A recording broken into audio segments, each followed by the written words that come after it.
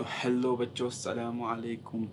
तो आज आपके लिए हम लाए हैं सॉइल मैकेनिक्स के प्रीवियस ईयर क्वेश्चंस हम कंप्लीट करने वाले हैं ऑल ओवर इंडिया। जो हमारे पास टेक्निकल के एग्ज़ाम होते हैं सिविल इंजीनियरिंग में रिलेटेड या सिविल इंजीनियरिंग के रिलेटेड, हम सारे सब्जेक्ट के PYQs करेंगे और बुक्स हम फॉलो करेंगे। एक तो गुप्ता करेंगे और करेंगे SSC IAS master, SSC JEE करेंगे लेटेस्ट वर्जन वाले, और हम करेंगे हाँ गेट लाइनर वन लाइनर जो बहुत इम्पोर्टेंट है क्योंकि कंपटीशन आप जानते हो कितना बढ़ गया। तो गेट वन लाइनर और हम ASC प्रीलिम्स के भी क्वेश्चन करेंगे जो जो आपके लिए इम्पोर्टेंट होंगे।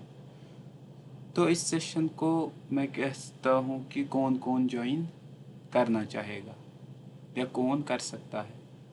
जिसने पहले से थोड़ा अपना कंटेंट पढ़ा हो तो वो कर सकता है, क्योंकि यहाँ पर हम डिटेल में डिस्कस नहीं करेंगे, हम रिलेटेड टू क्वेश्चन स्टिक करेंगे और किस किस एग्ज़ाम के लिए यहाँ आ सकते हैं। JKSSB है, SSC है, RRB है, इन सब के रिलेटेड आप इस प्लेटफॉर्म पे आ सकते हो, अपना प्रीवियस ईयर क्वेश्चन कर सकते हो। हम आगे भी प्लान करेंगे कि मैं पूरे एक एक सब्जेक्ट का थॉरो लेक्चर रिकॉर्ड करूं आपके साथ। तो जब वो प्लानिंग होगी तो मैं आपको डेफिनेटली आगाह करूंगा उसके बारे में। तो फ़िलहाल हम रिलेटेड PYQs करेंगे क्योंकि एग्ज़ाम आने वाला है SSC का। तो प्रीलिम भी दिया है बच्चों ने, तो अब रिज़ल्ट का वेट मत कीजिए, अभी से तैयारी अपनी टेक्निकल की कीजिए, क्योंकि जब रिज़ल्ट आता है CBT 1 के बाद फिर उतना टाइम रहता नहीं है। और RRB JEE का आई थिंक फरवरी में भी एग्ज़ाम होगा फर्स्ट ऑफ वीक। और न्यूज़ आ रही है कि JKSSB JEE भी अपना कैलेंडर या जो JEE की पोस्ट्स है ड्राफ्ट्समैन और सिविल की कंबाइन 1000 पोस्ट अभी रेफ़र की गई है। मैंने कल न्यूज़ में पढ़ा, उनके चेयरमैन ने बोला। तो अभी से जो तैयारी करेगा उसको ही प्लस पॉइंट डेफिनेटली होगा ही। तो चलिए हम अपने कंटेंट पे फोकस करते हैं। तो पहला क्वेश्चन है residual soils are formed by. कह रहा है कि रेजिडुअल सॉइल्स कैसे फॉर्म होती है। हाँ, ऑप्शन है ग्लेशियल, विंड, वाटर या नन ऑफ द अबव। देखिए जो ग्लेशियल होते हैं ये क्या होते हैं, ये तीन ट्रांसपोर्टिंग एजेंट होते हैं। क्या होता है ट्रांसपोर्टिंग एजेंट। अगर ग्लेशियल के थ्रू ट्रांसपोर्ट हो रही है तो ग्लेशियल सॉइल, विंड के ज़रिए ट्रांसपोर्ट हो रही है तो एओलियन सॉइल, अगर वाटर है तो एलुवियल सॉइल। बट ये कह रहा है कि रेजिडुअल वो सॉइल होती है जहाँ पर वो डिसइंटीग्रेट होती है, वो वहीं पर क्या करती है फॉर्म होती है उसी जगह, कोई ट्रांसपोर्ट एजेंट उसको आगे नहीं ले जा रहा है, उसी को कहते हैं हम रेजिडुअल सॉइल। तो ये तीन तो इसके ऑप्शन हो नहीं सकते, तो none of the above is correct option. तो ये आंसर भी आ गया है। Question number 2। तो क्वेश्चन नंबर 2 क्या कह रहा है हमें, क्वेश्चन नंबर 2 कह रहा है कि water content of soil can. इसने बताया कि लिमिट, आप हमें बताओ कि सॉइल में कितना पानी हो सकता है, या वाटर कंटेंट, नॉट पानी सॉरी, वाटर कंटेंट। तो हमें पता है कि वाटर कंटेंट की कोई अपर लिमिट होती नहीं है, तो नेवर ग्रेटर देन ज़ीरो, ये ऑप्शन गलत है। Take a values from 0 to 100, yes, but 100 से ज़्यादा भी हम लिख सकते हैं।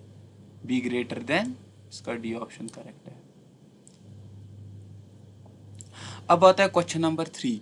विच of the following type of soil transported by gravitation force. Gravitation force मैंने कहा था आपको कि कौन कौन, मैंने कहा था ये ट्रांसपोर्टेशन एजेंट होते हैं। अब ये कह रहा है कि वो कौन से सॉइल्स होते हैं जो ग्रेविटेशन फोर्स के ज़रिए ट्रांसपोर्ट होते हैं।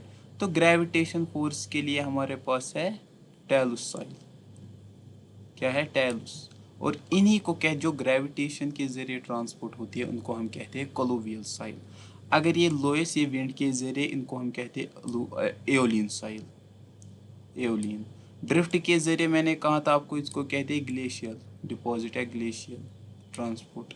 और सैंड ड्यून्स तो हम बनते हैं एओलियन साइड, क्योंकि इनकी कंप्रेसिबिलिटी बहुत ज़्यादा होती है और शेयर स्ट्रेंथ कम होती है। तो इसका टेलस आंसर है। अब आता है question number 4। A fully saturated soil is said to be. अब हम कहते हैं कि जो फुल्ली सैचुरेटेड सॉइल, देखो मैं आपको कहता हूँ, जैसे ये मेरे पास है एक फेज डायग्राम, मैं आपको बना के दूंगा एक general phase diagram. Sorry for the pen tap, क्योंकि पेन टैप आ रहा है, वो मैंने ऑर्डर किया है। तो इधर होता है सॉलिड, इधर होता है वाटर, इधर होता है एयर। अब देखो जनरली हमारे पास जो सॉइल होती है वो 3 फेज सिस्टम में होती है। जनरली सॉलिड भी प्रेजेंट होते हैं, वाटर भी प्रेजेंट होता है और एयर भी। जो एयर और वाटर है ना, ये किन में प्रेजेंट होता है? वॉल्यूम ऑफ वाइड्स में। किन में होता है? वॉल्यूम ऑफ वाइड्स, क्योंकि वाइड्स में पानी भी हो सकता है और वाइड्स में एयर भी होती है। तो ये कहता है कि फुल्ली सैचुरेटेड सॉइल, तो फुल्ली सैचुरेटेड सॉइल वो सॉइल होती है जिनकी वाइड्स में पूरी पानी भरी हो। तो इसका करेक्ट ऑप्शन है सी, 2 phase system with soil and water. अब आता है क्वेश्चन नंबर 5। क्वेश्चन नंबर 5 कह रहा है कि यही डिग्री ऑफ सैचुरेशन की मुझे रेंज बताओ कि इसकी रेंज क्या है। तो इसकी रेंज होती है 0 भी हो सकती है, 100 भी हो सकती है और इनके बीच में भी हो सकती है। तो डी इसका करेक्ट ऑप्शन बनेगा यहाँ पर। अब ये एक न्यूमेरिकल है, बहुत ही अच्छा न्यूमेरिकल और आसान सा न्यूमेरिकल है, जो हर किसी एग्ज़ाम में पूछा जाता है। अब आते हैं 22, इसका क्या है? बल्क डेंसिटी और वाटर कंटेंट क्या है? 10%, वो होता है 0.1, तो ये आएगा। देखो इसकी फार्मूला होती है गामा, डी की फार्मूला होती है gamma bulk divided by 1 plus, देखो मैंने फार्मूला भी लिख लिया यहाँ पर, तो आप ये पेस्ट कर लेना। तो 1.1 डिवाइड बाई 22 डिवाइड बाई 1.1 हो गया 20, तो इसका बी आंसर करेक्ट है।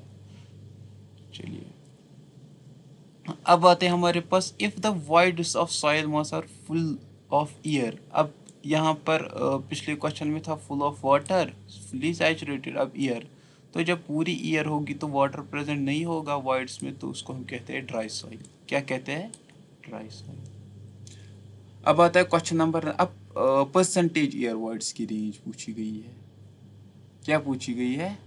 परसेंट। तो परसेंटेज एयर वाइड की भी रेंज होती है, 0 भी हो सकती है और 100 भी हो सकती है।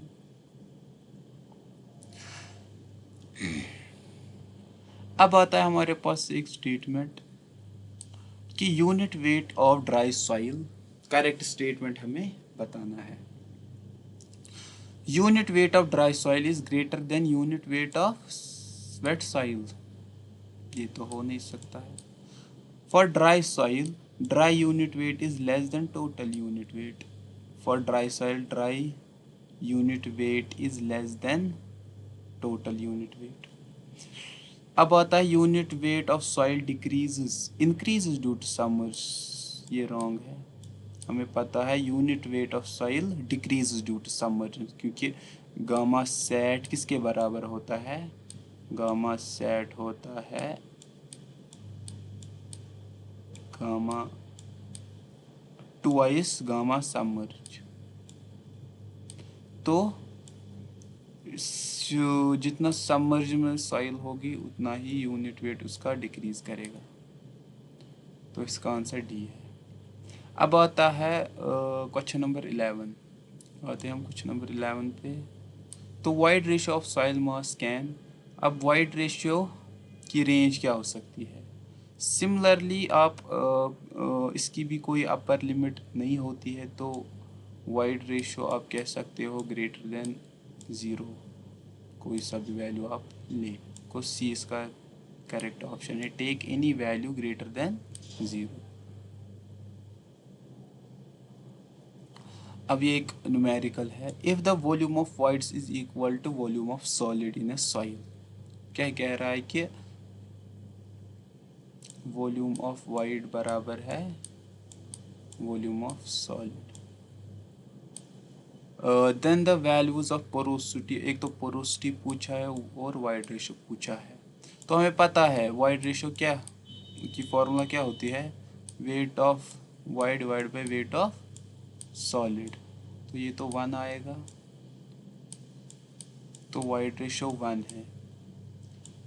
इसके बाद ये कर वाइड रेशो 1 है। हाँ, तो यहाँ पर वाइड रेशो दो ऑप्शंस में 1 1 है, वरना हम अगर एक ही में होता वरना हम उसी को टिक करते। तो अब वो भी आसान है, हमारे पास पोरोसिटी की फॉर्मूला पता है हमें, wide ratio divide by 1 plus wide ratio.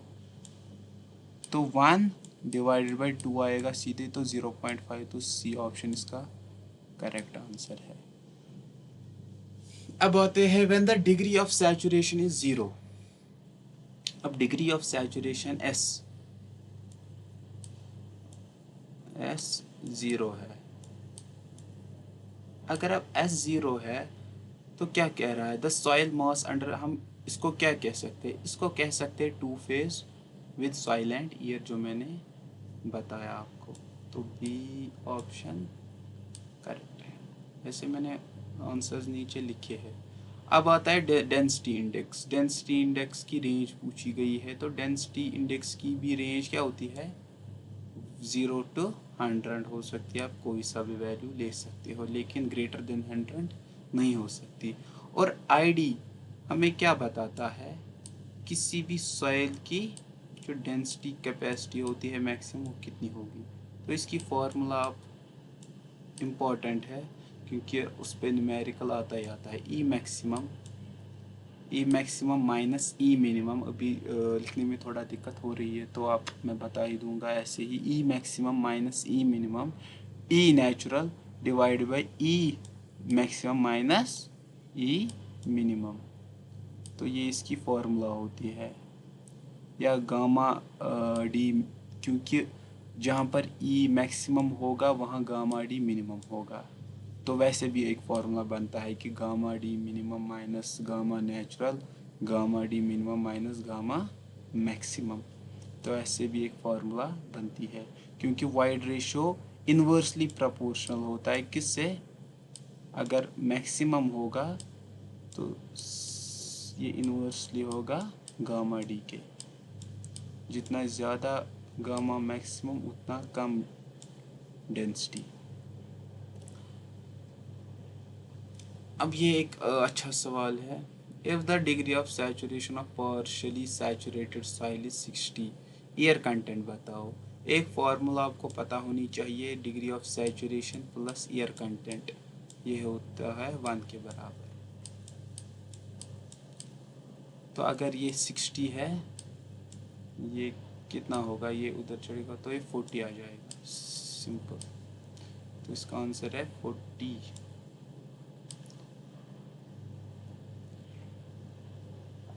अब क्वेश्चन नंबर 16।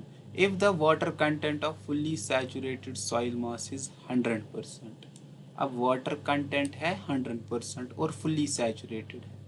ये भी एक फार्मूला है, इसमें हम कौन सी फार्मूला, ये वाइड रेशो पूछा गया है इसमें कि वाइड रेशो किसके बराबर होगा। आपको पता है एक फार्मूला सहवाग।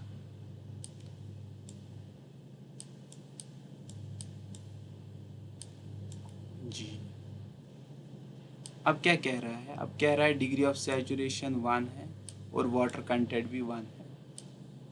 तो वाइड रेशियो किसके बराबर होगा, जब ये 1 है तो E इज इक्वल टू जी। तो वाइड रेशियो स्पेसिफिक ग्रेविटी के बराबर आ जाएगा।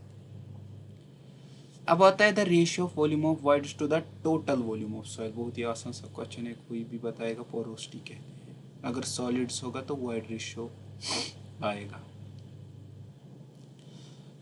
Relative density of compacted dense sand is approximately equal to. अब आता है रिलेटिव डेंसिटी, देखो हमने एक टर्म पढ़ा था, क्या पढ़ा था हमने, डेंसिटी इंडेक्स। अब ये आया relative density. Relative density both soils के लिए एप्लीकेबल है, चाहे वो कोर्स ग्रेन हो, चाहे वो कोहेजनलेस या कोहेसिव सॉइल। तो इसकी जो अप्रोक्सीमेट कंपैक्ट डेंस सैंड की वो 0.95 है।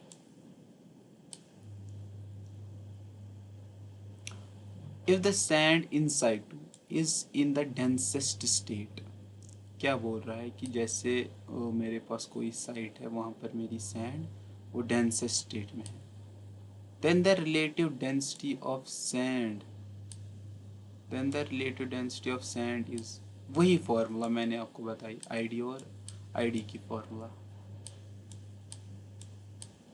ई maximum, e maximum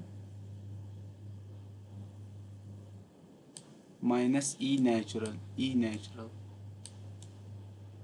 e maximum minus e minimum, e maximum minus, क्योंकि ई नेचुरल ई मिनिमम ही के बराबर है, तो ये क्या आ जाएगा 1, क्या आ जाएगा, क्योंकि डेंस स्टेट में कहा गया है ई नेचुरल, क्योंकि डेंस स्टेट में क्या होगा, ई मिनिमम किसके बराबर होगा, देखो देखो मैंने कहा था आपको कि जितना ज़्यादा डेंस उतना ही कम वाइड रेशो, तो ई मिनिमम यहाँ पर ई नेचुरल के बराबर हो जाएगा, क्योंकि ये इनसाइड टू है तो 1 आ जाएगा इसका आंसर। अब आता है which of the following method is most accurate for the determination of water content. Water content के बहुत से डिटर्मिनेशन मेथड है, कैसे करते हैं डिटर्मिन, तो ये क्या कह रहा है यहाँ पर, एक्यूरेट कह रहा है, तो ये बात याद रखना, अगर एक्यूरेट है तो ओन ड्राइंग है। और अगर मैं आपसे पूछूं कि क्यों एक्यूरेट है, ये इसलिए एक्यूरेट है क्योंकि यहाँ पर हम टेम्परेचर को कंट्रोल कर सकते हैं, क्योंकि जितना ज़्यादा टेम्परेचर होगा उतना ज़्यादा फिर वो क्रिस्टलाइन स्ट्रक्चर उसका ब्रेक होता है, जो हम जैसे हम कंटेंट पढ़ते हैं ब्रीफली, उसमें हम बात करते हैं कि किस परसेंटेज पे कितनी। सैंड बॉथ मेथड नहीं, यहाँ पर टेम्परेचर कंट्रोल नहीं है, बट जो एक, चलो ये आगे आएगा ये क्वेश्चन, और ये भी आगे आएगा ये क्वेश्चन, तो ये हम डिस्कस करेंगे। अब आता है for the proper field control which of the following method is best suitable for quick determination. अब यहाँ पर एक्यूरेट नहीं, यहाँ पर क्या लिखा है, क्विक, सबसे जल्दी जल्दी कौन हमें वाटर कंटेंट निकाल के देगा, तो ओबियसली वो है कैल्शियम कार्बाइड मेथड, जिसमें एसिटिलीन गैस रिलीज होती है और ये 5 से लेकर 7 मिनट में हमें वाटर कंटेंट देता है। अब आया what a pycnometer method, a pycnometer is used to determine. अब ये पिक्नोमीटर किसके लिए, एक तो ये वाटर कंटेंट भी निकालता है, क्योंकि इम्पोर्टेंट क्वेश्चन है, बहुत से एग्जाम में पूछा जाता है, वाटर भी निकालता है और स्पेसिफिक ग्रेविटी, बट ये वाटर कंटेंट उसी का निकालता है जिस सॉइल की हमें स्पेसिफिक ग्रेविटी पता होगी।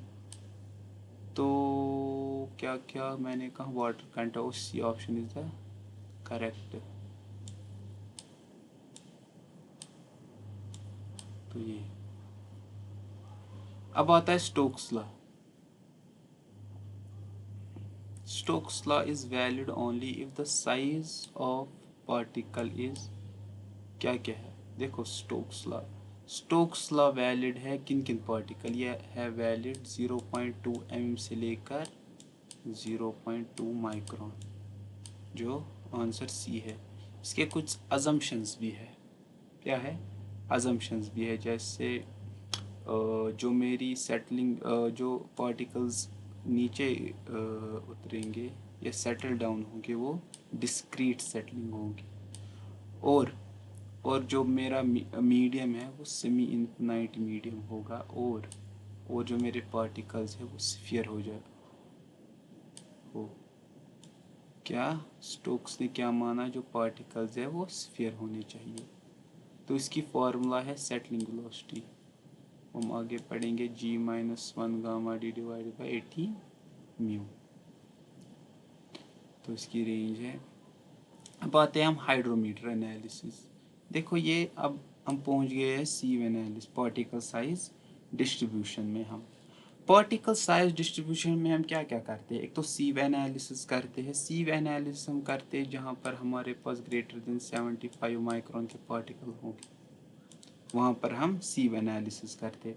और सेडिमेंटेशन एनालिसिस जिसको हम कहते हैं, वो 0.2 माइक्रोन से लेकर 0.75 माइक्रोन तक के पार्टिकल्स में हम करते हैं। बेसिकली जो हम क्या करते हैं, ये सीव एनालिसिस और ये सेडिमेंटेशन एनालिसिस करते हैं। जो सेडिमेंटेशन एनालिसिस है, इसमें दो मेथड होते हैं, एक तो होता है हाइड्रोमीटर मेथड और दूसरा होता है पिपेट मेथड। तो ये कह रहा है कि in hydrometer analysis for a soil, अब करेक्शन इसने पूछी है कि कौन से करेक्शन पॉजिटिव या कौन से करेक्शन नेगेटिव होते हैं। अब देखो ये एक मेरा कंटेनर है, अब ये कह रहा है मिनिस्कस करेक्शन। आपको पता है मिनिस्कस करेक्शन किसको कहते हैं ऐसे।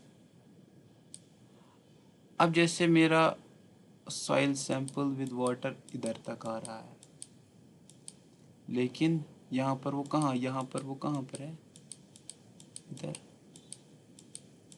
है ना, इधर। तो हम क्या करते हैं, इसको हम इधर तक कैलकुलेट करते हैं। क्या करते हैं, इधर तक। तो ये क्या आ जाएगी, पॉजिटिव करेक्शन, क्योंकि हमें ये करना था कैलकुलेट, लेकिन हमने क्या किया, ये कैलकुलेट हमने किया, ये कैलकुलेट करना क्या था, ये कैलकुलेट। तो करेक्शन क्या आ जाएगी, पॉजिटिव आ जाएगी। अब हम कौन सा वाला, डिस्पर्सिंग डिस्पर्सिंग एजेंट, सिंपली हम इसमें कुछ एजेंट में मिलाते हैं, डिस्पर्सिंग एजेंट, जिसको हम कहते हैं सोडियम हेक्सा मेटाफॉस्फाइड। तो उसकी वजह से हमारे पास जो हमने सैंपल लिया था 500 ml या 1000 ml, वो ज़्यादा आ जाएगा। तो ये हमें सब्ट्रैक्टिव करना पड़ता है, कौन सा, डिस्पर्सिंग एजेंट। तो मिनिस्कस आ जाएगा पॉजिटिव और डिस्पर्सिंग आएगा सब्ट्रैक्टिव। और इसमें एक और है टेम्परेचर, वो भी डिसाइड है, अगर टेम्परेचर बढ़ेगा तो पॉजिटिव, टेम्परेचर घटेगा तो नेगेटिव। तो ये है, कर लो आप 25th क्वेश्चन, इसी पे बेस है, पढ़ लो।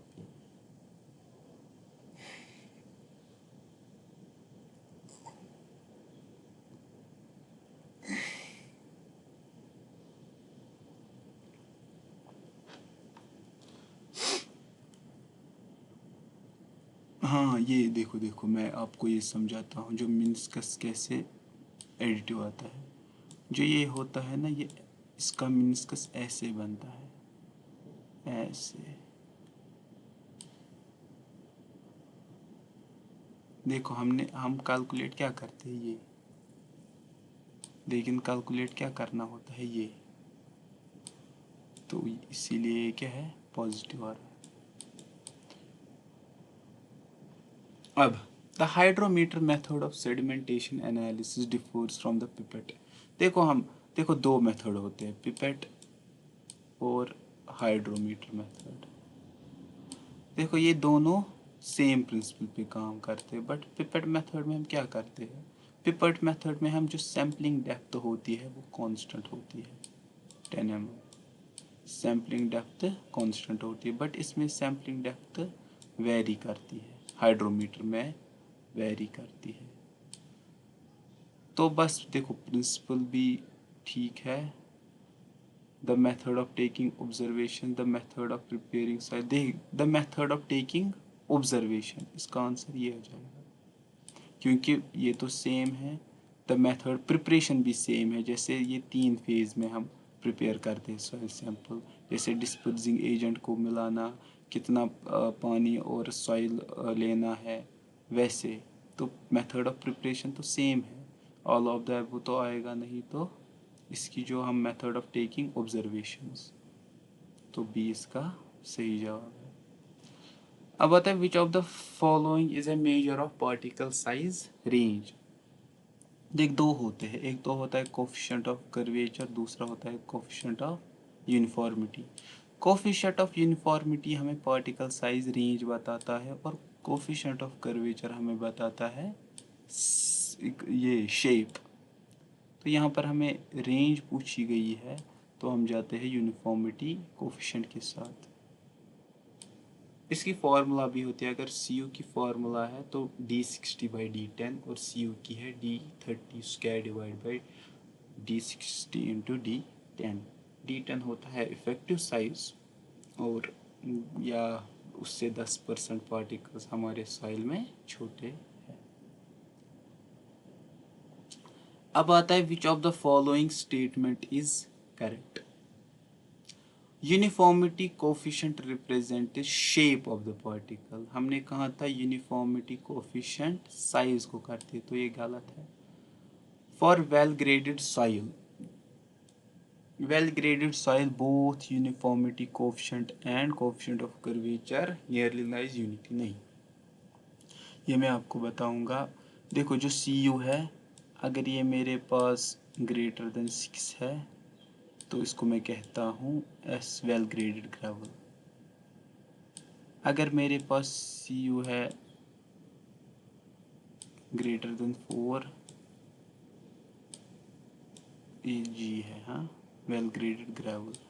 अगर 4 है तो वेल ग्रेडेड सैंड इसको मैं कहता हूँ। बट अगर जो सी सी है वो 1 to 3 है, 1 और 3 के बीच में, तो उसको मैं कहता हूँ वेल ग्रेडेड सॉइल। तो यूनिटी तो नहीं है, तो ये भी गलत है, ये भी गलत है। A soil is said to be well graded if the most of the particles are uniform. नहीं, वेल ग्रेडेड में क्या कहते हैं हम? वेल ग्रेडेड उसको कहते हैं जिसमें हर टाइप के पार्टिकल्स पाए जाते हैं, तो ये भी नहीं है। तो इसका आंसर है नन ऑफ दैट।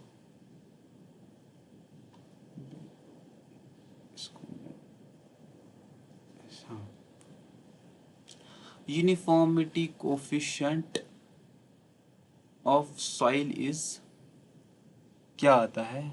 ऑलवेज या तो इक्वल टू और ग्रेटर देन 1, यही आंसर इसको सूटेबल होता है। हमने पढ़ा था सी यू या तो ग्रेटर देन 4 या तो ग्रेटर देन 6। अब आता है the ratio of liquid limit minus water content. देखो WL minus WN water content divide by IP।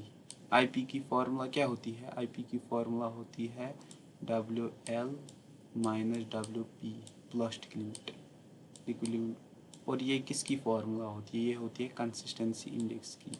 अगर हम बात करें लिक्विडिटी इंडेक्स की, वो होती है WN माइनस WP, और वो नीचे होता है WL माइनस WP। ठीक है, तो ये होती है लिक्विडिटी इंडेक्स।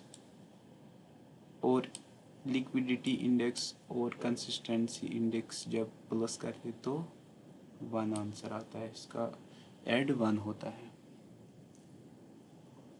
अब आते हैं हम according to Atterberg's the soil is said to be plastic medium. अब ये रेंज पूछी गई है। क्या पूछी गई है? रेंज। अगर आईपी कब मीडियम प्लास्टिक होगी, वो किस रेंज में होगी? तो प्लास्टिसिटी इंडेक्स जब मीडियम होती है तो उसका वैल्यू होता है 7 to 17। क्या होता है? 7 to 17। अगर IP 0 हुआ तो नॉन प्लास्टिक है, IP 0 to 7 है तो लो प्लास्टिक है, मीडियम है 7 to, अगर हाई है तो 17 to 27। अब आता है if the natural water content of soil lies between, एक मिनट, हाँ, if the natural water content of soil lies between the liquid limit and plastic limit, the soil is said to be, देखो हम बनाते हैं इसका एक ऐसे, देखो यहाँ पर होती है, ये होता है लिक्विड लिमिट, प्लास्टिक लिमिट, और ये होता है श्रिंकेज लिमिट। ये होता है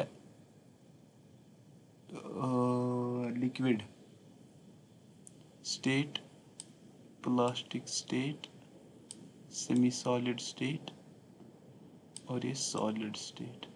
अब क्या कह रहा है? अब कह रहा है ये WL है, ये WP है। अब कह रहा है if the natural water content of soil mass lies between liquid limit और प्लास्टिक, तो वो होती है प्लास्टिक सॉइल। क्या होती है? Plastic soil. When the plastic limit of soil is greater then liquid limit. देखो इसने सिंपली ऐसे कहा है, जो हमारे पास आईपी की फार्मूला क्या होती है? आईपी की फार्मूला होती है WL माइनस WP। तो ये कह रहा है कि लिक्विड लिमिट कम है और प्लास्टिक लिमिट ज़्यादा है, तो इसकी वैल्यू नेगेटिव आएगी, आएगी ना एक हिसाब से नेगेटिव। तो लेकिन हम क्या करते हैं, नेगेटिव नहीं लेते हैं हम कभी भी, आईपी की वैल्यू हम ज़ीरो लेते हैं। अगर नेगेटिव भी आई तो हम उसको एज ज़ीरो कंसिडर करते हैं, तो इसका आंसर ज़ीरो है, ये नहीं है। टफनेस इंडेक्स सीधे ही IP divided by flow index, B answer है, plastic index to flow index. अभी तो डायरेक्ट क्वेश्चन आ रहा है, if the plasticity index of soil mass is zero. अगर आईपी जीरो है तो soil is said to be sand. The admixture of coarser particles like sand, silt, clay, ये क्या कॉज करते हैं? ये कॉज करते हैं, ये हमारी जो लिक्विड लिमिट है उसको डिक्रीज करते हैं। क्या करते हैं? लिक्विड लिमिट को इंक्रीज करते हैं और प्लास्टिसिटी को डिक्रीज करते हैं। तो इसका आंसर है हाँ, decrease both plastic limit and liquid limit. तो इसका आंसर है सी। कहाँ गया कहाँ गया कहाँ गया, ये सी इसका आंसर है। लिक्विड लिमिट को भी डिक्रीज करता है और प्लास्टिसिटी इंडेक्स को भी डिक्रीज करता है। अब आते हैं हमारे पास as soil has, correct statement है, देना है हमें। A uniform soil has more strength and stable the non uniform.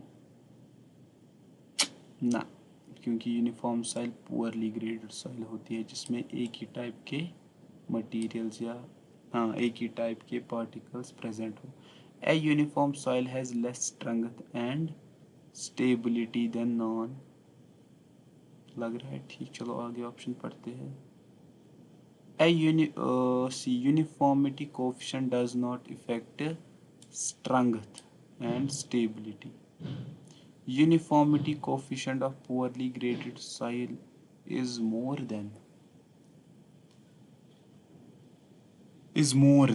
ना, इसका आंसर ये भी नहीं है, तो इसका आंसर है कि जो यूनिफॉर्म सॉइल है वो लेस स्ट्रेंथ होती है, बी आंसर है इसका। A water content of soil which represents the boundary between plastic state and liquid state is known as। अभी मैंने वो बना के आपको बताया था। अब क्या कह रहा है, बाउंड्री प्लास्टिक स्टेट, देखो ऐसे होती है लिक्विड स्टेट और ये होती है, ये है प्लास्टिक स्टेट और ये लिक्विड स्टेट। तो कह रहा है ये क्या होता है, ये होती है लिक्विड लिमिट। तो लिक्विड लिमिट इसका आंसर है। Which of the following soil has more plasticity index? सीधे ही क्ले होगा और क्या होगा? At liquid limit all soil possess. देखो लिक्विड लिमिट पे हमारे पास जो सॉइल की शेयर स्ट्रेंथ है वो कम आती है, और कितनी आती है वो भी मैं बताऊंगा, 2.7 kilo newton per metre square. तो क्या है ये? Same shear strength with small magnitude. If the material, अब ये अच्छा क्वेश्चन है, if the material of the base of the Casagrande liquid limit device 1 cup containing soil paste drops is softer than the standard hard rubber. देखो liquid limit का जो हम निकालते हैं लिक्विड लिमिट, वो हम निकालते हैं कैसेग्रेंडी apparatus से। तो कैसेग्रेंडी apparatus ऐसे होता है उस, और उसके नीचे एक रबर पैड होता है। और हम क्या करते हैं बिफोर, जब हम इसमें सॉइल सैंपल डालते हैं तो उसमें हम बीच में क्या करते हैं, ग्रू लगाते हैं। वो ग्रू हम लगाते हैं 2.5 mm। और हम क्या करते हैं, कितने ब्लोज पे ये क्लोज कर जाए एक ग्रू, क्योंकि जब जब ब्लो होगा फिर एक ग्रू नज़दीक आ जाएगा, तो वो कितने ब्लोज पे होगा उसी से हम लिक्विड लिमिट निकालते हैं। 25 से अगर ज़्यादा आया तो लिक्विड लिमिट इसकी ज़्यादा है। तो यही कह रहा है कि अगर मेरे पास एक सॉफ्टर पैड है देन हार्ड रबर, तो जब सॉफ्ट होगा तो लिक्विड लिमिट इंक्रीज ही कर जाएगा, क्योंकि उसको ज़्यादा क्या लगाने पड़ेंगे हमारे पास, ब्लोज। तो ए इसका करेक्ट ऑप्शन है। According to 15 classification, according to soil classification the range of silt size particle, सीधे ही सिल्ट साइज पार्टिकल की रेंज पूछी गई है। तो वो होती है 0.75 माइक्रोन टू 0.2 माइक्रोन, ये रेंज होती है 2 micron. 75 not 2 micron, 75 to 2 micron. तो डी आंसर है।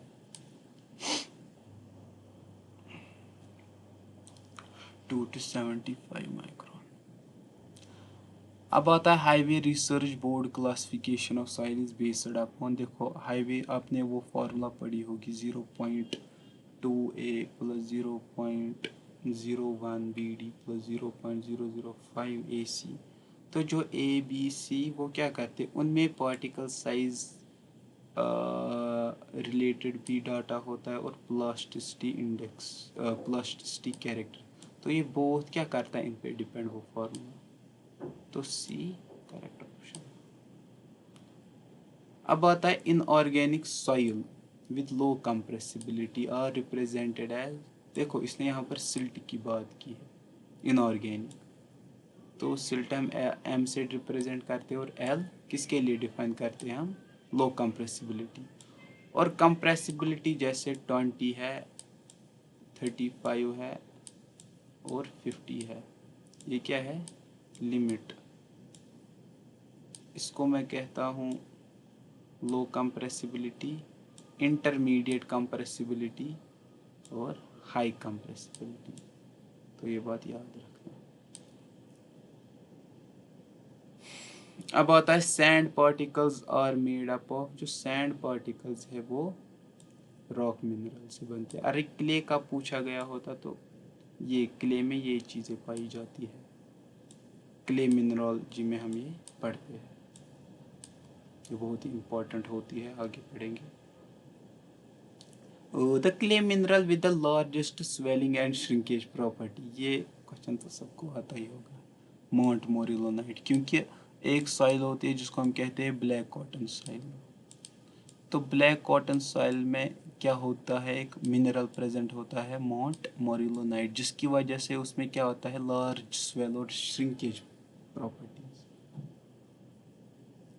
अब आता है dispersed type of soil structure is an arrangement comprising particles having. अब आता है डिस्पर्सिंग एजेंट। जो डिस्पर्सिव एजेंट होता है उनमें किस प्रकार की ओरिएंटेशन होती है। एक होता है हमारे पास फ्लोक्युलेटेड स्ट्रक्चर और दूसरा होता है डिस्पर्सिव स्ट्रक्चर।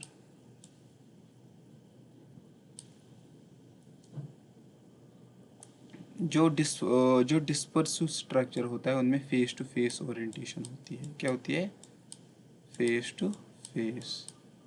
और जो फ्लोक्युलेटेड होती है उनमें होती है एज टू फेस ओरिएंटेशन। क्या होती है, एज टू फेस। तो इसमें फेस टू फेस या पैरेलल ओरिएंटेशन होती है।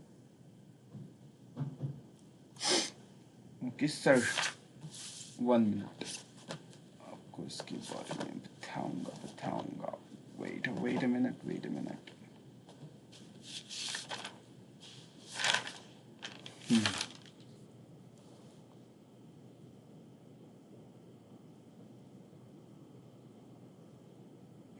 एज टू फेस, जो फ्लॉक्युलेंट होता है उसमें एज टू फेस या एज टू एज ओरिएंटेशन होता है, और डिस्पर्सिव में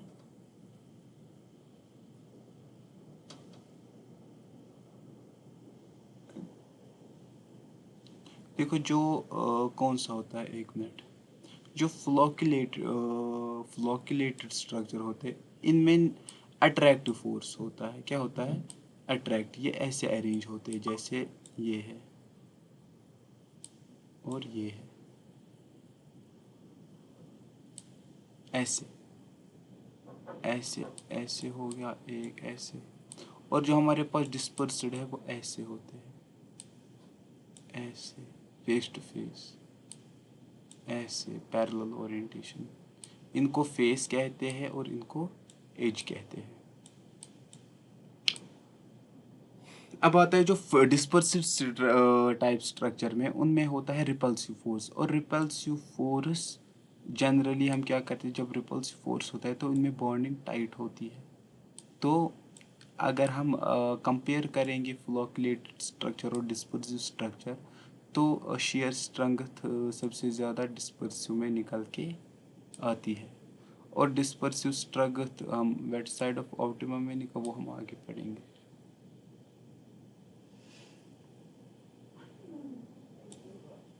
इफेक्टिव स्ट्रेस इज, अब आता है इफेक्टिव स्ट्रेस। इफेक्टिव स्ट्रेस की फॉर्मूला होती है total stress minus pour water pressure, total stress minus pour water pressure.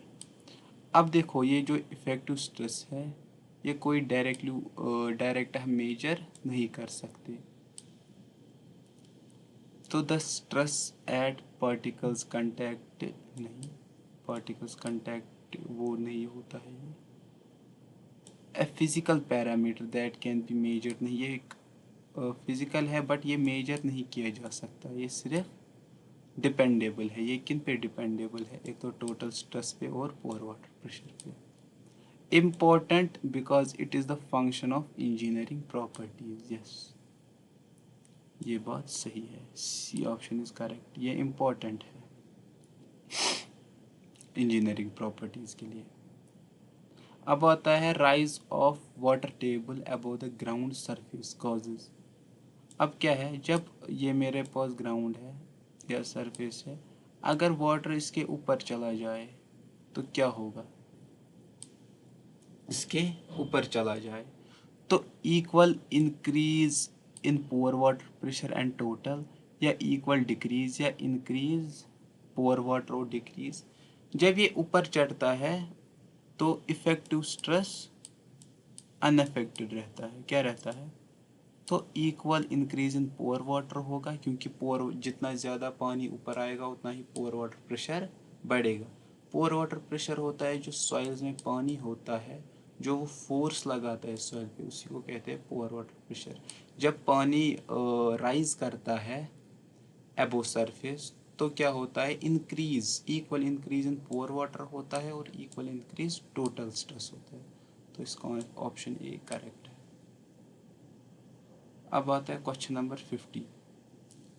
The total and effective stress at the depth of 5 meter below the top level water in swimming pool. जैसे ये top level है swimming pool की, इधर से नीचे 5 metre जाओ। अब क्या कह रहा है हमें पास? अब कह रहा है कि आप टोटल और इफेक्टिव बताओ। अगर मैं यहाँ पर देखो, पानी तो यहाँ पर भी है, यहाँ पर भी स्विमिंग पूल है क्योंकि अच्छा, पानी यहाँ पर भी है। अगर मैं पोर वाटर प्रेशर निकालूं तो वो क्या आ जाएगा, 1/5, इसको करेंगे कन्वर्ट केजी पर सेंटीमीटर में, वो आ जाएगा 0.5। तो पोर वाटर प्रेशर ये आया। अगर मैं टोटल निकालूं, क्योंकि यहाँ पर डेंसिटी चेंज नहीं हो रही है गामा, क्योंकि वाटर ही है, तो यही आ जाएगा 0.5 अगर मैं अब इफ़ेक्टिव निकालूंगा इन दोनों का माइनस तो ज़ीरो आ जाएगा, तो ज़ीरो टोटल आ जाएगा 0.5 और इफ़ेक्टिव ज़ीरो, तो बी इसका करेक्ट ऑप्शन आएगा। तो थैंक यू फॉर दिस, हमने 50 क्वेश्चन कर लिए, तो मिलते हैं नेक्स्ट सेशन में। Thank you very much.